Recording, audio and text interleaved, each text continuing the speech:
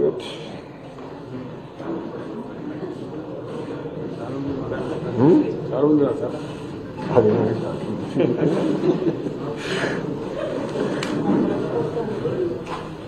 సాక్షి లేదు కదా ఇక్కడ, కదా ఉన్నాడా?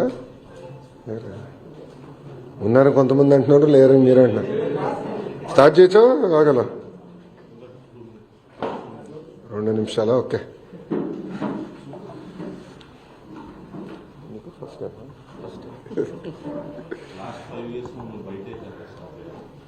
అందుకే ఏసీ రూమ్లో కూర్చుంటున్నారా? ప్రభుత్వం గత ప్రభుత్వం ఏం కట్టిందిరా స్వామి? గత ప్రభుత్వం ఏం కట్టింది చెప్పండి. గత ప్రభుత్వం అన్నారు, ఏం కట్టిందో నాకు అమరావతిలో ఏం కట్టారు చెప్పండి. పరదాలు ఏర్పాటు చేశారు. ఇప్పుడు పరదాలు సేల్స్ పడిపోయినాయి బాగా.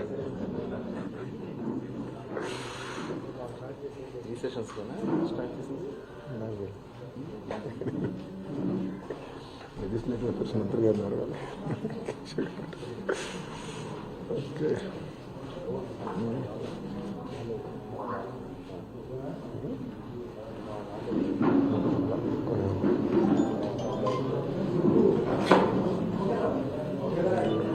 ఓకే, మొదలు పెట్టచ్చండి.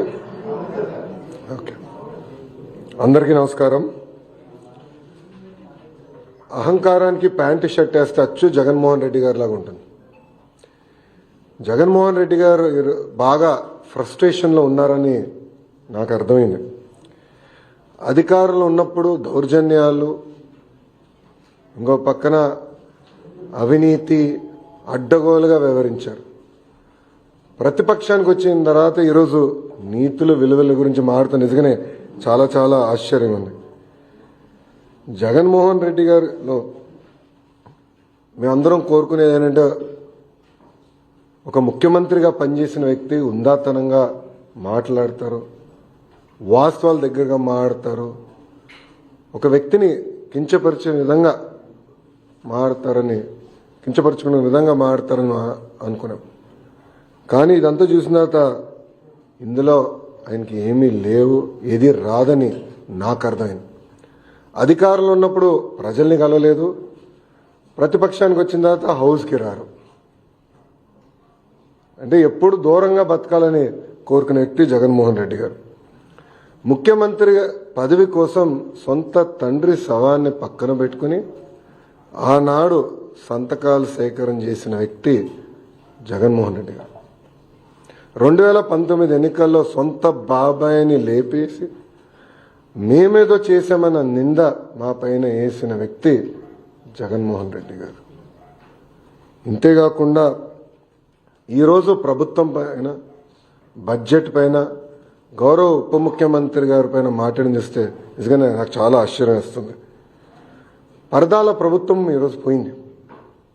అదేవిధంగా బూతులు తిట్టే శాసనసభ్యులు కూడా పోయారు. ఎప్పుడు లేని విధంగా ప్రజల కోరిక మేరకు ప్రజలకు ఏదైతే అవసరం ఉందో అది ఈరోజు బడ్జెట్లో మేము పెట్టుకుంటాం జరిగింది. ఎన్నికల ముందల వై నాట్ 175 అని పదే చెప్పిన వ్యక్తి ప్రజలు 11 స్థానాలు ఇచ్చారు. ప్రజలే మీకు ప్రతిపక్ష హోదా ఇవ్వకూడదని నిర్ణయించుకున్నారు. అది ఆయన ఇప్పుడు కూడా తెలుసుకోకుండా నిన్న చెప్పా, వన్డే ముఖ్యమంత్రి. కరెక్ట్గా హౌస్ ప్రారంభమయ్యే రోజు మొదటి రోజు వస్తారు, నాకు ప్రత్యేక హోదా, క్షమించండి, నాకు ప్రతిపక్ష నేత హోదా ఇవ్వాలి అని కోరుకుంటాడు, వెళ్ళిపోతాడు. మళ్ళీ ఎప్పుడు ఆయన కంపడు. అలాంటి పరిస్థితి మనందరం చూస్తున్నాం. ఇప్పుడు ఆయన ఆలోచించాలి, ఎందుకు 11 స్థానాలు ప్రజలు ఆయనకి ఇచ్చారు. ఆయన ఆలోచించాలి, ఎందుకు సొంత తల్లి, చెల్లి, కార్యకర్తలు, నాయకులు ఆయన నమ్మట్లేదని. మొన్న బ్యాలెట్ ద్వారా దాదాపు 67% ఓట్లు కూటమి అభ్యర్థులు ఆల్పాటి రాజేంద్ర ప్రసాద్ గారు, ఇంకో పక్కన రాజశేఖర్ గారు ఓట్లు సాధించారు. నేను చెప్పా, ఈవీఎం అయినా బ్యాలెట్ అయినా గెలుపు కూటమి ప్రభుత్వం. అలాంటిది ఈరోజు గౌరవ ఉప ముఖ్యమంత్రి గారిని కించపరిచే విధంగా ఆయన మాట్లాడారు. ఆయన మాజీ ముఖ్యమంత్రి జగన్మోహన్ రెడ్డి గారు ఒకసారి ఆలోచించారు. మొన్న ఎన్నికల్లో ఆయనకు వచ్చిన మెజారిటీ ఎంత, గౌరవ ఉప ముఖ్యమంత్రి గారికి వచ్చిన మెజారిటీ ఎంత? మొన్న జరిగిన ఎన్నికల్లో వైకాపాకి ఎన్ని సీట్లు వచ్చినాయి, జనసేన పార్టీకి ఎన్ని సీట్లు వచ్చినాయో ఆయన ఒకసారి ఆలోచించాలి. అంతేగాని నోరుంది కనుక ఇప్పుడు కూడా నేను అనుకుందే రైటు, అధికారంలో ఉన్న వాళ్ళని నేను కించపరిచే విధంగా మాట్లాడతాను, ఎగతాళి చేస్తూ ఉంటాం, నిజంగానే చాలా చాలా బాధాకరం. ఈరోజు రాష్ట్రంలో మీరు చూస్తే ఎప్పుడు లేని విధంగా మన అభివృద్ధి కార్యక్రమాలు మనం ప్రారంభించుకున్నాం. ఎప్పుడు రాని విధంగా ఈరోజు పెద్ద ఎత్తున ఆంధ్ర రాష్ట్రానికి పెట్టుబడులు వస్తున్నాయి. మీరు చూసారు, ఒక టీసీఎస్ కానీ, ఆర్సిలర్ మిత్తల్ కానివ్వండి, ఎన్టీపీసీ గ్రీన్ కానివ్వండి, రిలయన్స్ సిబిజీ ప్రాజెక్టులు కానివ్వండి, ఇట్లా అనేక పెట్టుబడులు ఎప్పుడు రాని విధంగా మన రాష్ట్రానికి వస్తున్నాయి. గత ప్రభుత్వం కనీసం గుంటలు కూడా పూడ్చలేదు. ఆ గుంటలు పూడ్చే కార్యక్రమం కూడా మేము తీసుకుంటున్నాం. అంతేకాకుండా ఎప్పుడు జరిగిన విధంగా సంక్షేమం కూడా మేము చేస్తున్నాం. ప్రజలందరూ ఒక విషయం గమనించాలి. 2014లో పెన్షన్ 200 రూపాయలు, చాలని పెన్షన్ని 2000 రూపాయలు మేము చేశాం. 5 సంవత్సరాలు 2000 చేశాం. గత ప్రభుత్వం 1000 రూపాయలు పెంచేదానికి 5 సంవత్సరాలు తీసుకుంటే మొదటి నెలలో మేము అదే పెన్షన్ ఇంకో 1000 రూపాయలు మేము పెంచాం. వికలాంగులకి 6000 రూపాయలు ఇస్తున్నాం. బెడ్కి పరిమితమైన వాళ్ళకి నెలకి 15,000 రూపాయలు ఈరోజు కూటమి ప్రభుత్వం అందజేస్తుంది. ఇంకో పక్కన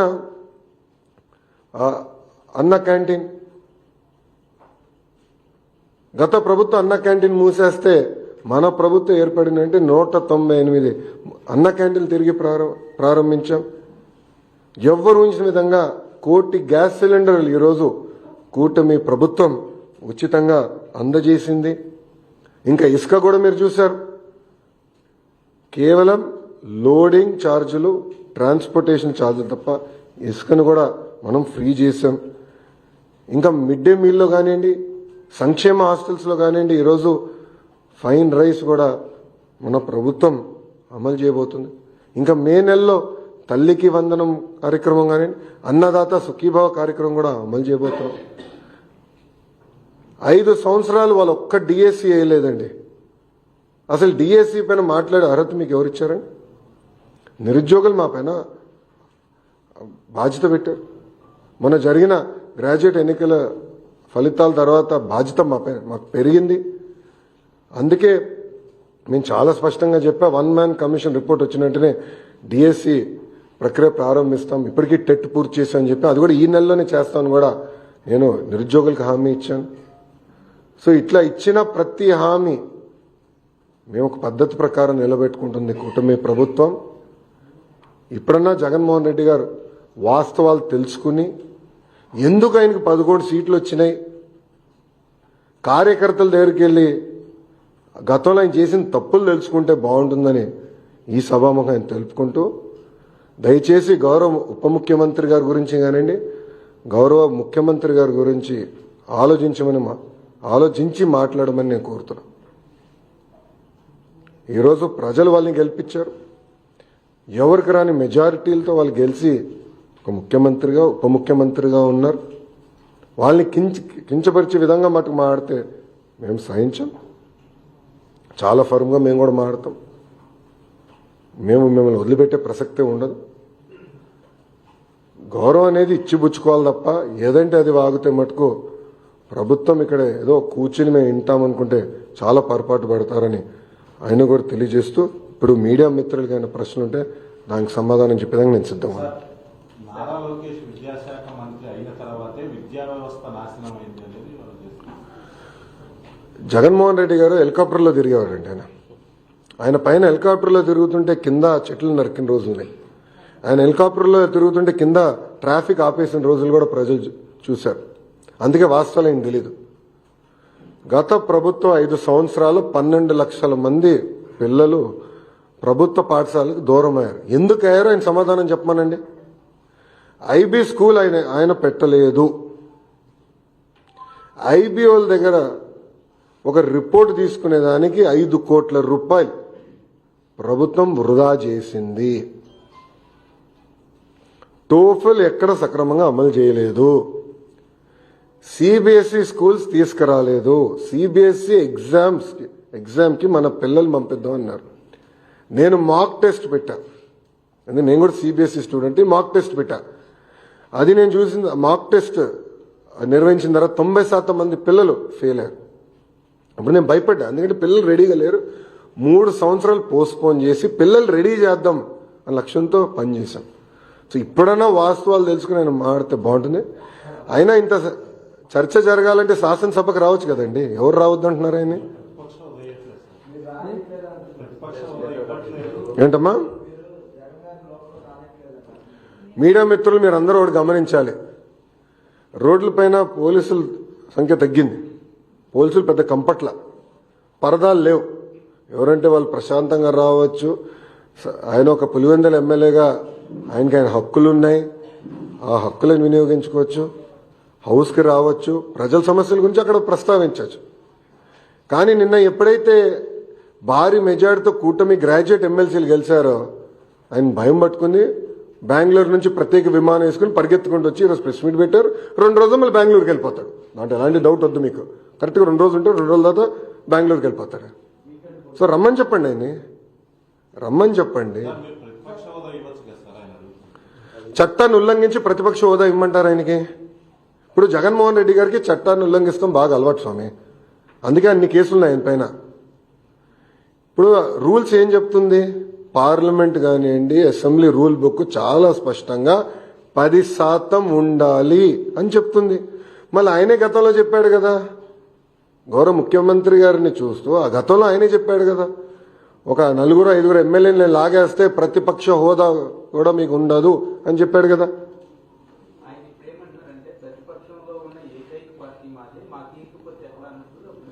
రమ్మని చెప్పండి సార్. ఐ థింక్ రోల్ 11 వాళ్ళకి కేటాయించాం. రోల్ 11లో కరెక్ట్గా 11 మంది కూర్చోవచ్చు. రమ్మని చెప్పండి, చర్చిద్దాం. వాళ్ళకున్న సంఖ్య ప్రకారం, అంటే ప్రజలు నిర్ణయించిన సంఖ్య ప్రకారం టైం వస్తుంది అని మాట్లాడచ్చు. ఎవరు మాట్లాడొద్దన్నారు? ఈరోజు ప్రతి సభ్యుడికి స్పీకర్ గారు మైక్ ఇస్తున్నారు, డిప్యూటీ స్పీకర్ గారు మైక్ ఇస్తున్నారు.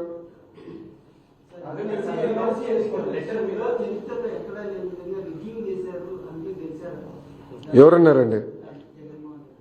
ఆయన అసలు ఆంధ్ర రాష్ట్రంలో ఉంటే కదండి స్వామి ఎన్నికలు ఎటు జరిగినాయో తెలిసేదానికి. ఆయన వెళ్ళి బెంగళూరులో పడుకుని ఇక్కడ ఎన్నికల గురించి మాడితే ఆశ్చర్యంగా లేదా అన్న? ఆయన పొలిటీషియనా? నేను అడుగుతున్నా. ఇప్పుడు నేను కూడా పాదయాత్ర చేశాను సార్. పాదయాత్ర చేసిన తర్వాత నిరంతరం ప్రజల్లో ఉండాలని కోరుకుంటా, అహర్నిశలు కలుస్తా. ఆయన్ని కలవకుండా అంటే 5 సంవత్సరాల్లో దాదాపు 20 మంది శాసనసభ్యులు ఆయన కలవలేకపోయారు. గుర్తుపెట్టుకోండి. ప్రతిపక్షానికి వచ్చిన తర్వాత కూడా ఇప్పటికీ 8-9 నెలలు అయింది. ఆయన సొంత కార్యకర్తలు కలవట్లేదండి. మళ్ళీ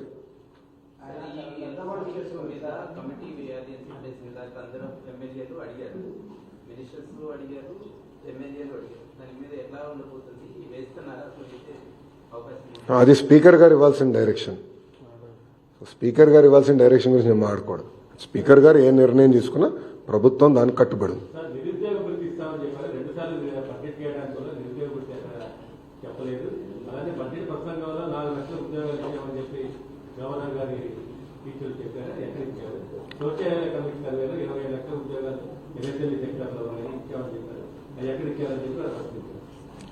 చాలా స్పష్టంగా మేము చెప్పింది మొదటి హామీ 20 లక్షల ఉద్యోగాలు కల్పిస్తాం అనేది మన ప్రభుత్వం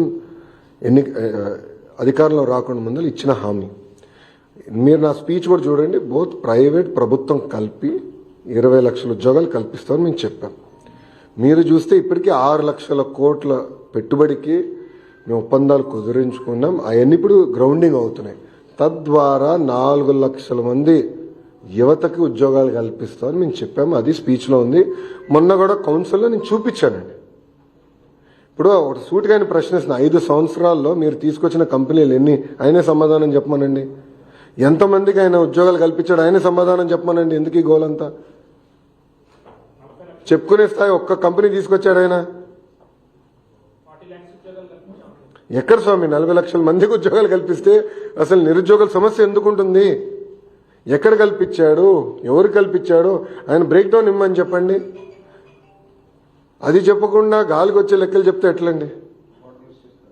రాష్ట్రంలో ఏదైనా పరిశ్రమ పెట్టాలన్నా కూడా ఎవరో ముందుకు వచ్చే పరిస్థితి లేదు. ఉన్నది బెదిరిస్తున్నారు. చివరికి కాపులో జిందాల్ ఫ్యాక్టరీ కూడా కట్టుకోండి అని చెప్పి ఆయన చెప్పడం. టీసీఎస్ ఎందుకు వచ్చిందండి? ఆసిలర్ మెత్తల్ ఎందుకు వచ్చిందండి? ఎన్టీపీసీ గ్రీన్ ఎందుకు వచ్చింది? ఎల్జీ ఎలక్ట్రానిక్స్ ఎందుకు వచ్చింది? అని ఆయన కంపట్లేదా? జిందాల్ గురించి ఆయన మాట్లాడుతున్నారు. ఆయన అధికారులు ఉన్నప్పుడు ఏం పీకాడు ఆయన? కడప స్టీల్ ప్లాంట్ పనులు ఎందుకు ముందరికి వెళ్ళలేదు ఆయన అధికారులు ఉన్నప్పుడు? పోలవరం పనులు ఎందుకు ముందరికి వెళ్ళలేదు ఆయన అధికారులు ఉన్నప్పుడు? అమరావతి పనులు ఎందుకు ఆపేశాడు ఆయన అధికారులు ఉన్నప్పుడు? దానికి స్పష్టంగా సమాధానం చెప్పమనండి. అది చెప్పకుండా ఏదంటే అది వాగితే ఎట్లా ఒప్పుకుంటాం? వాస్తవాలు దగ్గర ఉండాలి కదా ఆయన. ఎప్పుడు లేని విధంగా పెట్టుబడులు ఆంధ్ర రాష్ట్రానికి వస్తున్నాయి. మళ్ళీ ఇన్వెస్ట్మెంట్ మ్యాప్ పైన ఆంధ్ర రాష్ట్రం వచ్చింది. ఇప్పుడు ఒక్కొక్క కంపెనీ గ్రౌండ్ చేసుకుంటూ మేము వెళ్తున్నాం. అది మా పైన ఉన్న బాధ్యత కదా. ఏదండి?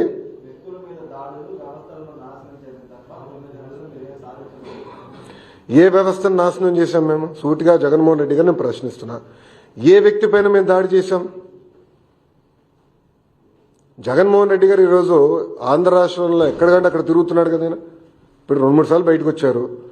ప్రశాంతంగా వెళ్తున్నారు కదా. ఆయన గేటుకి మేము తాడు కట్టలేదే.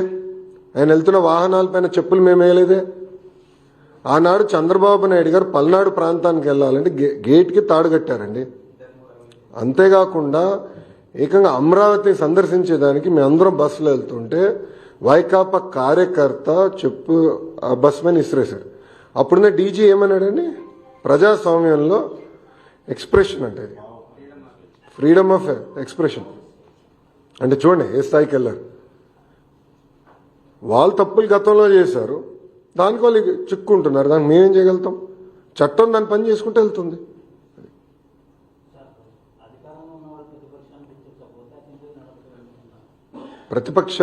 వాళ్ళు ప్రతిపక్షంలో ఉన్నారని ప్రజలే గుర్తించారు. అందుకే ప్రజలు వాళ్ళు అక్కడ కూర్చోబెట్టారు. రమ్మని చెప్పండి హౌస్కి. ఎవరు ప్రతిపక్షాన్ని ఎందుకు గుర్తించలేదు? ప్రతిపక్ష నాయకుడుగా చట్టాలని ఉల్లంఘించి మేము గుర్తించాలనుకోవట్లేదు. రూల్స్ పైన మాకు గౌరవం ఉందండి, అది ఉల్లంఘించి మేము గుర్తించాలనుకోవట్లేదు. We are law abiding citizens, we are not law breakers.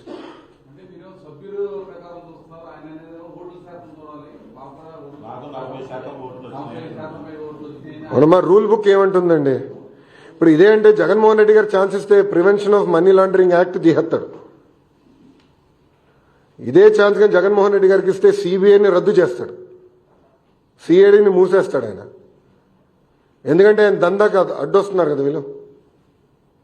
Rule book ఏం చెప్తుంది? 10% ఉండాలి. ఇప్పుడు ఒక విషయం చెప్తున్నానండి, నేను ఎమ్మెల్యేగా గెలవపోతే నేను హౌస్కి రావాలనుకుంటే ఎట్లండి? ఇప్పుడు ఒక్క ఓటుతో ఓడిపోయినా ఓటమియే, ఒక ఓటుతో గెలిచినా గెలుస్తామే. ప్రజలు నిర్ణయిస్తారు. That is the beauty of democracy. ఇప్పుడు అరవింద్ కేజ్రీవాల్ గారు ఓడిపోయారు. నేను అసెంబ్లీకి రావాలని అంటే నాకు ఇంత పర్సెంటేజ్ ఓటింగ్ వచ్చింది, 40% ఓట్లు నాకు వచ్చింది, నేను హౌస్లోకి వస్తాను, అసెంబ్లీలోకి వచ్చి కూర్చుంటానంటే ఎట్లా అవుతుందండి? ఇది ఒక సిస్టమ్ ఉంది డెమోక్రసీలో. ఆ సిస్టమ్ మనం అందరం పాటించాలి కదా.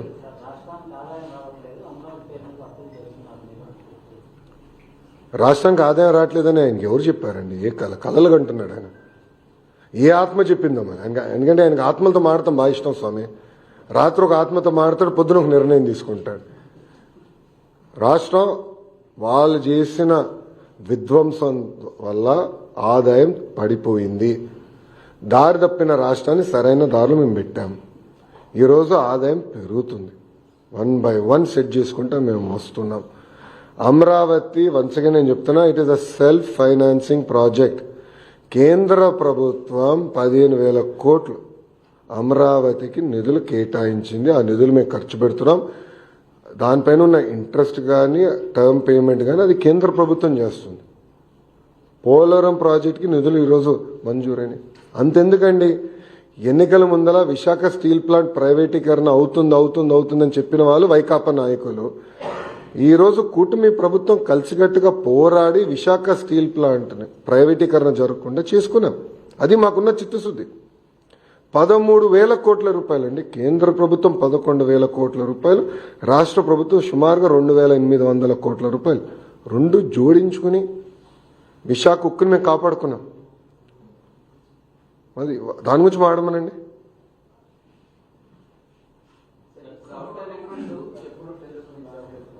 అది మంత్రి నారాయణ గారు సమాధానం చెప్తారు. నాకు అంత ఐడియా లేదమ్మా.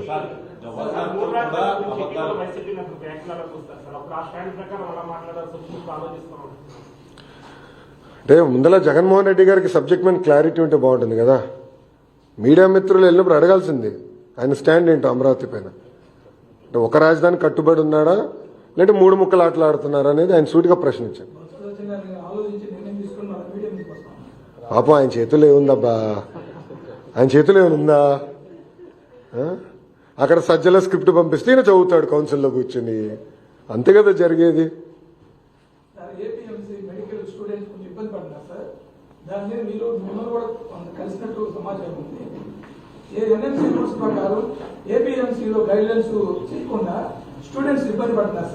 No. We are following NMC rules.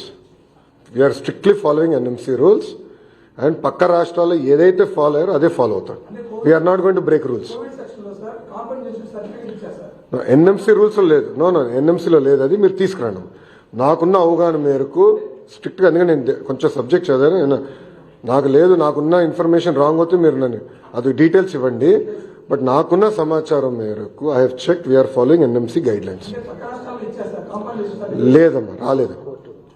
అది ఇష్యూ అయింది, కోర్టుకి వెళ్ళింది. అది ఆ డీటెయిల్స్ ఉంది, నాకు ఐడియా ఉండదు. మీరు అది కోర్టుని అడగాలి సార్. అమ్మా ఐ అండర్స్టాండ్ అమ్మా, ఇది కొత్త ఇష్యూ కాదు, ఇది నలుగుతున్న issue. But NMC guidelines నేను ఫాలో అవ్వాలి. I'm duty bound by certain guidelines. అది నేను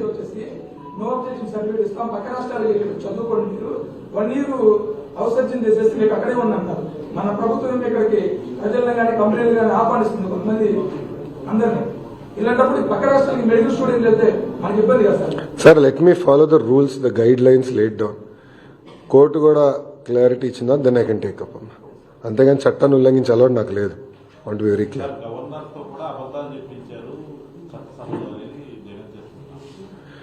అమ్మా మీరు గమనిస్తే వాస్తవాలే గవర్నర్ గారు పలికారు. చాలా క్లారిటీగా ఉంది. స్పీచ్ పైన కూడా కౌన్సిల్లో వాళ్ళు దుష్ప్రచారం చేయాలని ప్రయత్నించినప్పుడు నేను చాలా స్పష్టంగా చదివి చెప్పాను.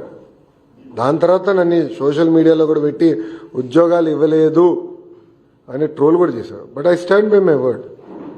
అవాస్తవాలు చెప్తాం మాకు అలవాటు లేదు. ఏముంది దాంట్లో చాలా స్పష్టంగా ఇన్ని లక్షల కోట్ల పెట్టుబడి, దీని ద్వారా ఇన్ని లక్షల మందికి ఉద్యోగాలు వస్తాయి అని చాలా స్పష్టంగా పేర్కొన్నా. దాని మీద కట్టుబడినా.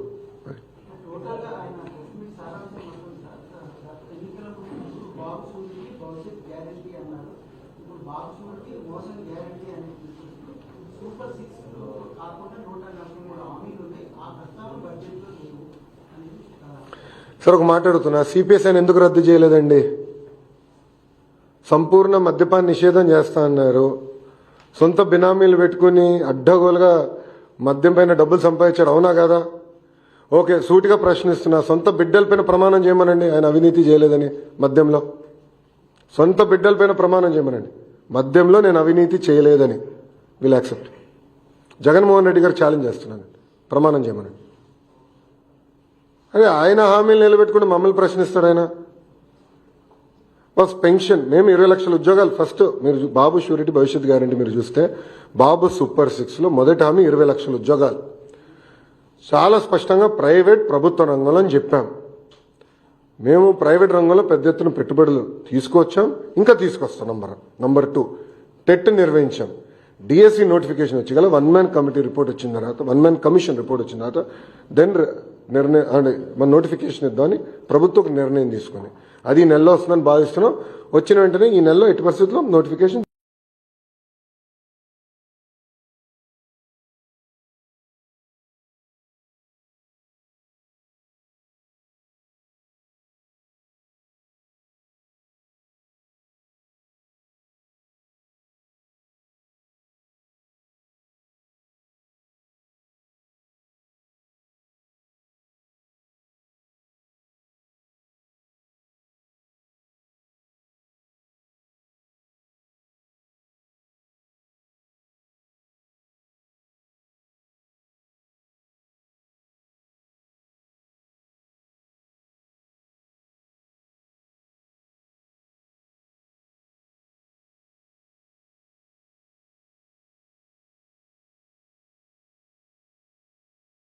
ఎవరు తగ్గించారని ఎవరు చెప్పారు ఎత్తు? నేను మాస్కింగ్ ఇది ఎట్లుందంటే మీడియా మిత్రులు మీరేమనుకోపోతే వైజాగ్ వెళ్ళానండి, ప్రెస్ మీట్ పెడుతుంటే ప్రధానమంత్రి గారు వచ్చి చెప్పాలి విశాఖ ఉక్కు ప్రైవేటీకరణ జరగదని. అరే బాస్, మంత్రి గారు చెప్పారు, డబ్బులు వచ్చినాయి, వర్క్ జరుగుతుంది, ఇంకేం హామీ ఇవ్వాలనేనా అంటే కేంద్ర ప్రభుత్వం ఎత్తు తగ్గిస్తుంది అని ఇక్కడి నుంచి ప్రకటించిందా?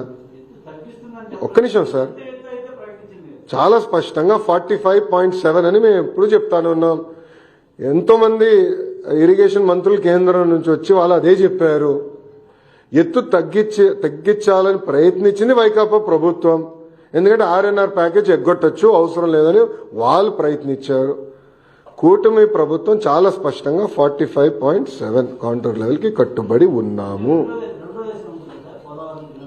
There is only one sir, there is one phase, there is only one phase.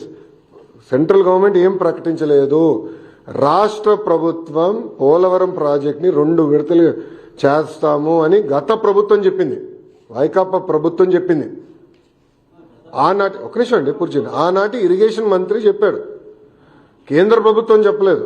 కేంద్ర ప్రభుత్వం goes by what state government says boss, ఎందుకంటే ఇంప్లిమెంటేషన్ ఏజెన్సీ రాష్ట్ర ప్రభుత్వం. 45.7కి మేము కట్టుబడి ఉన్నాం. మీకు ఎలాంటి డౌట్ వస్తుంది? దాంట్లో ఎలాంటి డౌట్ వస్తుంది?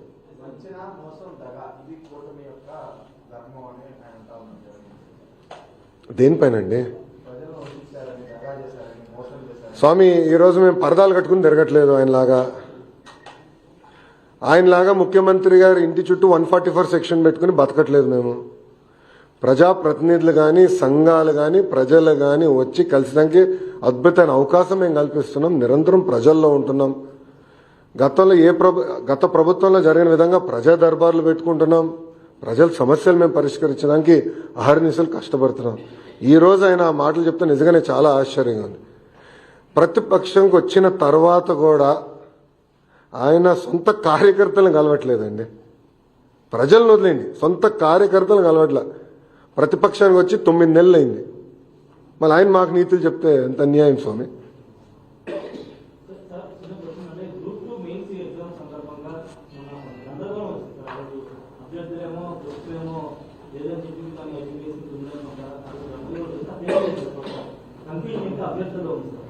ఎగ్జామ్ అయిపోయింది కదండి, ఎగ్జామ్ అయిపోయింది కదమ్మా. ప్రభుత్వం పైన ఉన్న బాధ్యత ఆ రోజు లేదు, ఇట్లా అడుగుతున్నారు, టైం కావాలని అడుగుతున్నారని మేము లెటర్ కూడా రాసాం. ఏపీపీఎస్సీ చైర్మన్ గారు లేదు, యాజ్ పర్ షెడ్యూల్ మేము నిర్వహిస్తాం, మేము ముందరికి వెళ్ళాలని నిర్ణయం తీసుకున్నామని చెప్పారు. It is a constitutional body. Chairman గారు నియమించే అధికారం ప్రభుత్వానికి ఉంది తప్ప తర్వాత వాళ్ళు తీసుకున్న నిర్ణయాలు as a independent body they are taking decisions just like election commission. No అయిపోయినా? షూర్, ఓకేనా? Thank you very much. జై హింద్.